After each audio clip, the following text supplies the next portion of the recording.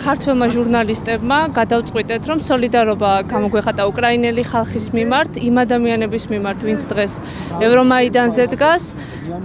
გვინდა ამ აქციით სამძიმარი გამოუცხადოთ დაღუპულთა ოჯახებს და გვერდით დაუდგეთ აქედან მაინც იმ ადამიანებს, ვინც დღეს უკრაინის დამოუკიდებლობისთვის და ევროკავშირში გაწევრიანებისთვის იბრძვის.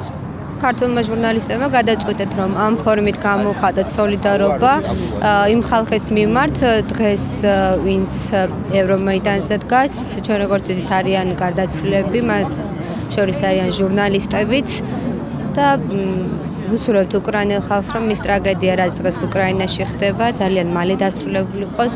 ჩვენ ახლა გვდგავართ, მაგრამ ჩვენი უკრაინელი თუ არა, ჩვენი კოლეგები ზოგადად მეიდანზე დგანან ძალიან მძიმე ვითარებაში და ჩვენ ალბათ ყველაზე მეტად კარგად უნდა გვესმოდეს მათი, იმიტომ რომ სულ ახლახანს კარგად გავიარეთ ის, რომ ერთია, როდესაც ჩვენ ხმაზე გესმის მიშველე და მეორეა, როდესაც გიწევს შენი პროფესიული მოვალეობის შესრულება. შესაბამისად, ჩვენი კოლეგები ახლა მე ვფიქრობ, რომ ძალიან ურთულესი მდგომარეობის წინაშე დგანან და ამიტომ მე ვფიქრობ, რომ ეს არის მინიმუმ რის გაკეთება შეგვიძლია.